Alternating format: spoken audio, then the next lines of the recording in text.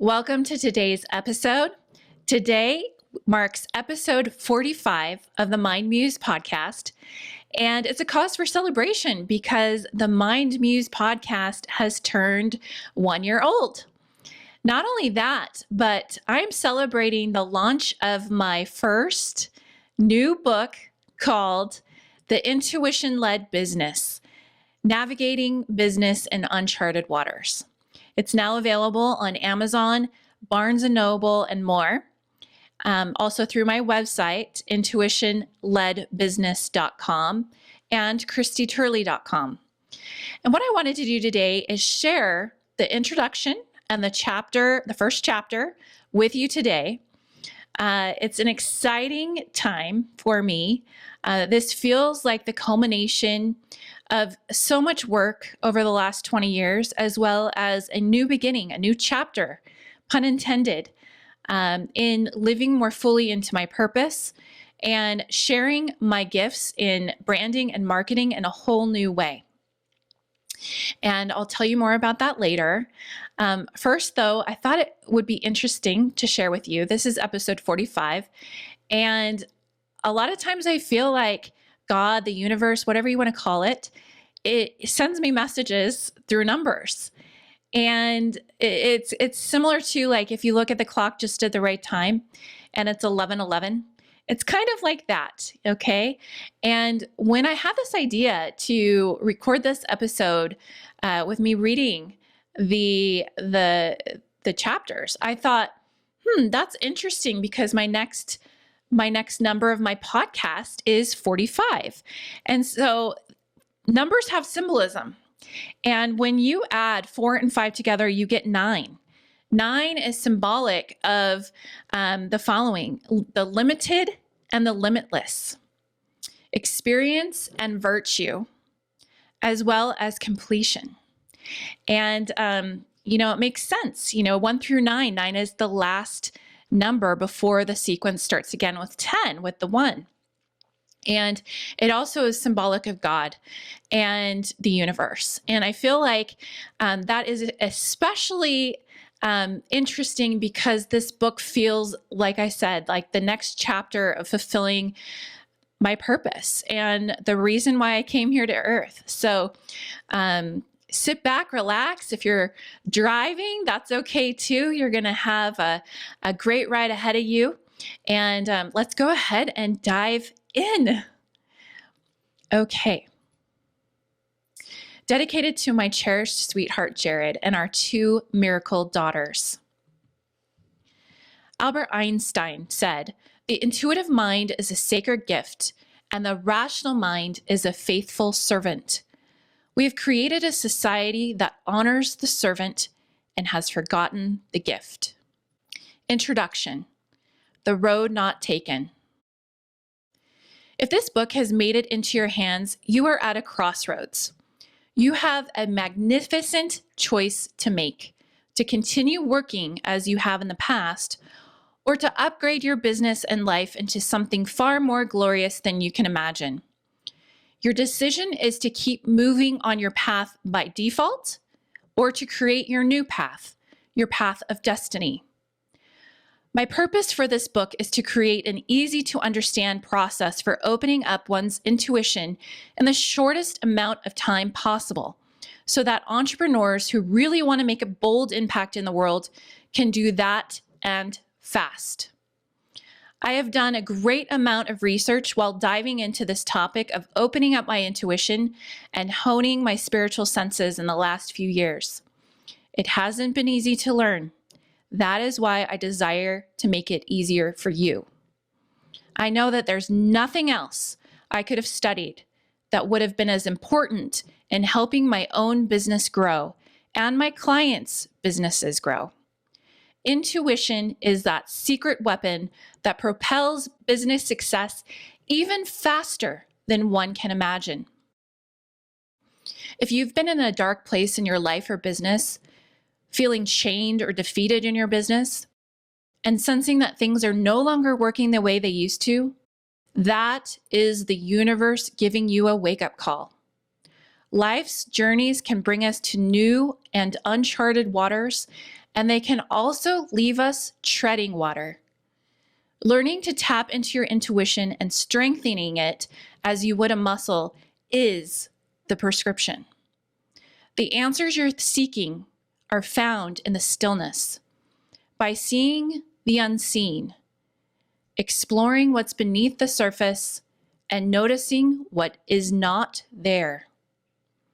The following Robert Frost poem makes me emotional every time I read it because I know it's truth, that small decisions can lead to great diversions from your path. Small things become big things. The Road Not Taken by Robert Frost. Two roads diverged in a yellow wood, and sorry I could not travel both. And be one traveler, long I stood, and looked down one as far as I could, to where it bent in the undergrowth. Then took the other as just as fair, and having perhaps the better claim, because it was grassy and wanted wear. Though, as for that passing there, had warned them really about the same. And both that morning equally lay, and leaves no step had trodden black. Oh, I kept the first for another day. Yet knowing how way leads on to way, I doubted if I should ever come back. I shall be telling this with a sigh. Somewhere ages and ages hence. I told you I get emotional. Two roads diverged in a wood, and I took the one less traveled by. And that has made all the difference. Wow.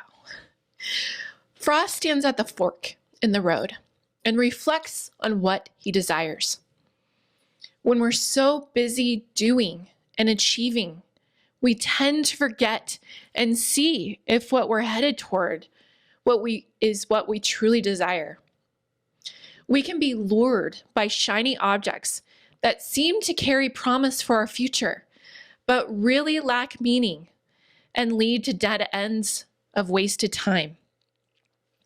We tend to put our trust in friends, colleagues, experts, or information outside of us instead of relying on what we have inside of us, our own inner voice. When we do this, we give away our power. Your inner voice speaks softly and lovingly. It doesn't sound like your mom or dad saying you should do this, or this is working for everyone else, or this is the only way. There's a huge difference between instinct and intuition. Your instincts are rooted in survival, conditioning, generational patterns, and safety. Intuition isn't the voice that originates from the ego that this is the way we've always done it or believed. The best definition of ego I've ever heard is from Dr. Wayne Dyer, who explained that ego, stands for edging God out. And that sums it up. Instinct is without a God, and intuition is with God. Intuition is a voice that sounds like a loving, much wiser version of yourself, one that has a divine spark to her words, a pinprick of truth, and she's so quiet you could miss her. Intuition can go by many names: the still small voice, the spirit, the Holy Ghost, God speaking to you, the higher self, and more. Choose the meaning that is most aligned to you, but for purposes of this book, I will refer to it as intuition. We all have three types of knowledge. See figure 1. What you know, things like the English language, 1 + 1 = 2, the sky is blue. What you don't know, fluency in Latin, the exact number of people on the planet at any given time, your soul purpose. What you don't know, you don't know. Most of the mysteries of the universe fall into this: what others see in us that we don't, what's in our blind spot, hidden subconscious beliefs. This represents the largest chunk of knowledge. The point of opening and strengthening your intuition is to confirm what you know and see what's in your blind spot, what you don't know from your higher wisdom, so that you can live your most fulfilled life. When you miss hearing that intuitive voice, you can end up feeling unfulfilled in life and stuck in the constant hamster wheel of striving. In Ferris Bueller's Day Off, Matthew Broderick's character says, "Life moves pretty fast. If you don't stop and look around once in a while, you could miss it." When you do look around once in a while and become great at listening to your intuition and acting upon it, you feel in the flow of life and synchronicities happen. Best of all, work does not feel like work. L.P. Jack said, "A master in the art of living draws no sharp distinction between his work and his play, his labor and his leisure, his mind and his body, his education and his recreation. He hardly knows which is which. He simply pursues his vision of excellence through whatever he is doing and leaves others to determine whether he is working or playing. To himself, he always appears to be doing both." Maybe you love what you're doing, and if that's the case, bravo. Perhaps you feel that it can be better than it already is. That's when opening up your intuition and listening to it can help you bring so much more fulfillment. Learning the language of your intuition is like learning any skill, and I'm so excited for you to discover this amazing power inside you. Your only obstacle is yourself, your subconscious beliefs, your thoughts, your attitude, your relationship with your intuition, and your actions. Join me as we journey together to open up the greatest depths of yourself, your most innovative business plans, and a renewed enthusiasm for your life and business. Chapter 1. What's in your highest good? Are you addicted to being busy? Or do you even brag about how busy you are? Did anyone ever tell you that you're an overachiever and you took it as a compliment? Perhaps you take pride in being a perfectionist and you think that's a good thing. As entrepreneurs, we're born leaders and high performers. We're not wired like everyone else. We can act like the Energizer Bunny and we just keep going and going and going. Sooner or later, some of us learn the hard way that we cannot continue down this path and expect fulfillment and happiness. The universe slaps us with a proverbial 2x4 as a way to tell us to slow down or head down another path. If you haven't had a loving slap from the universe in a while, then consider this your very gentle wake-up call, since this book has made it into your hands. We must learn to harness the power of silence, or be compelled to create inner stillness by the invisible forces of the universe. Life taught me the hard way how to slow down. A few years ago, my husband and I had been struggling to start a family for 7 years.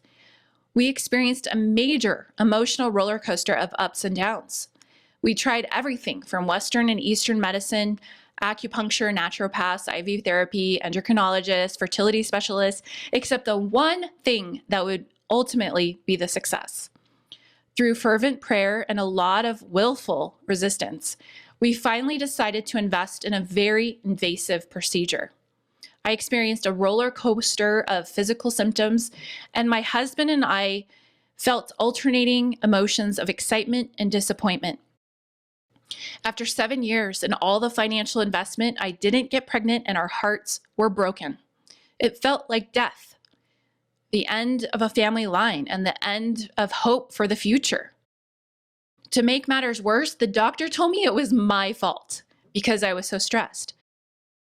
I spiraled into a depression that lasted for weeks, vacillating from defeat to anger, hopelessness, and punishing, and then back and forth, rinse, repeat. My husband was going through a similar situation, and we did not know how to help each other.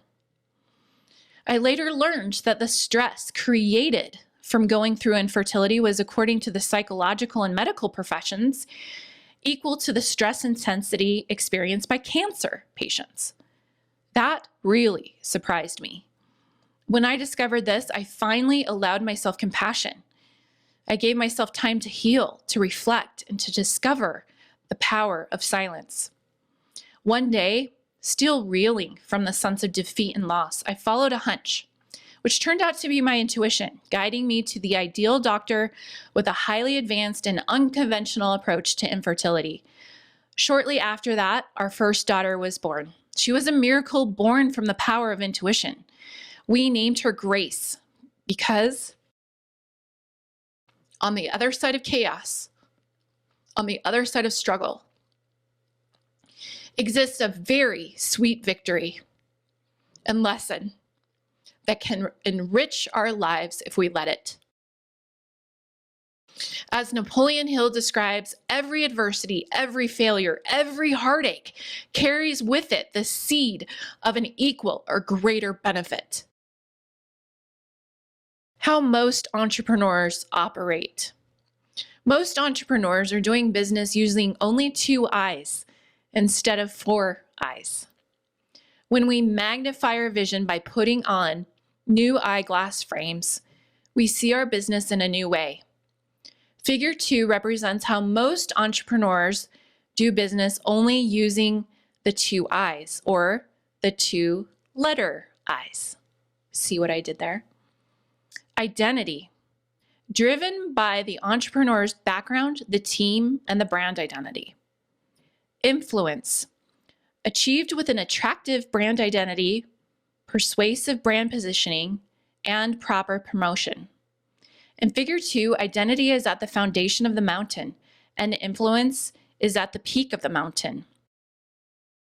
As we connect to ourselves, God, and the unseen, represented by the diamond in figure 3, through alignment to our personal 42 degrees, discussed more fully in a later chapter, we access a deeper and more meaningful purpose in business and life. When we do this, our triangle moves to the right. We include God, our higher self, and receive magnified information to help us lead with intuition into the unknown. In this new triangle, identity, now both your brand identity and your true soul identity, and intuition are at the foundation. At the peak is something even better than influence. It's impact. Something else happens too. A spark lights up your entire soul and purpose. We move from a soul desire to leave a mark and achieve influence, status, and income to a desire to create something greater than oneself. In the process, we create a tremendous ripple effect because we're shining even brighter than before, in complete alignment with our soul identity, spiritual gifts, purpose, and all that we're meant to become. To achieve impact, navigate uncharted waters, and accomplish something that may have never been done before, we must learn to chart a course. This acronym CHART stands for C, connection with God, yourself, who you are, your purpose, and others. H, humility, as in asking, how can I be a good steward of my gifts, business, team, and customers? And then A, allowing the answers that come, recognizing them when they do, and staying open-minded about the implications. R, recalibrate your beliefs, thoughts, and behaviors to be in alignment with the answers you've received. T, turn your ship and take guided action. What we tend to do is the opposite of sitting in the silent and in the stillness. After all, we're entrepreneurs and wired very differently. We're made like warriors, seeking to meet the challenge and slay it head on. When we get stressed out, we have the tendency to grind it out, work our fingers to the bone, and get to the bottom of the to-do pile. As fast as we're trying to work, we get confused easily as the brain goes into fight mode and doesn't work as quickly as when it's calm. We're not as creative when we're stressed. We can feel like we have dozens of arms reaching to pull us in multiple directions. Sooner or later, flight mode sets in. Personally, I just want to go binge watch something and then tell everyone to go you know where. Maybe you can relate. It seems like we're trying to run a short, high-powered sprint, but doing it all day long. That sort of energy is not meant for the marathon of a workday. Drinking coffee or diet soda can seem like a good idea, but it often makes it worse. It feels really invigorating and energizing at first, and then the energy starts to wane and your energy crashes suddenly. I'm here to tell you that when the temptation to work like this comes, and it will sooner or later when there's a huge deadline or many events converging all at once, don't engage in this old school trap. Instead, change your paradigm and tap into a different kind of energy. This change feels like, I am enough. I have enough. Ask your intuition, what needs to get done today and what can wait? Ask it, what's in my highest good to complete for myself or others? What's in my highest good to cancel or reschedule? What's in my highest good to work on next? Is this seeming chaos happening for a reason so I can choose a different way? Instead of working from a predetermined to-do list, it's a constant check-in with your intuition all day long. I know productivity experts say eat that frog, the proverbial frog that is the most unpleasant task on your list for the day. They say this because supposedly you feel better when the difficulties are behind you and you feel like you can do anything. I disagree. When I start the day with projects that light me up, feed my soul, and give me joy, nothing really feels like a frog after that. It's so much easier to work on tasks or projects that may have appeared unpleasant before because I'm on a roll. This is what works for me. Ask yourself what works for you. Stop using other people's productivity hacks and tips and start listening to what works best for you by asking your intuition. If nothing lights you up, ask yourself why. Ask yourself what would light me up. Keep asking yourself what questions until you can get to the bottom of the onion layers and have a huge aha moment. Case study, Sarah. Sarah expressed she didn't want to offer one-on-one services to her clients anymore. It didn't light her up. Instead of suggesting replacement strategies, I asked why. She told me because she feels that she's meant to be a leader of many, as opposed to just helping some people one-on-one. I asked why again. She answered because she loves to speak on stage, on webinars, and wants to make a big difference. I asked, why do you think you can make a big difference with people on stage? Well, she realized she couldn't go as deep as she needed to make a big difference. She realized that she needs that one-on-one time to help the clients make a deep and lasting change in their lives and uncover what's blocking them. I asked, well, what's needed to change with her one-on-one work so it can light her up again? And we discovered she was getting burnt out with certain types of clients and not feeling compensated well enough. Through more discovery and asking her intuition the right questions, she found that she's a leader of many and she's a transformational one-on-one coach. She's both, not one or the other. Her investment levels for one-on-one coaching have been increased, so she can go as deep as she wants with clients and feel well compensated too. When she pushed back on raising her prices a little, I kept asking why. It turns out she had some proverbial weeds in her garden about not feeling worthy enough to charge higher prices.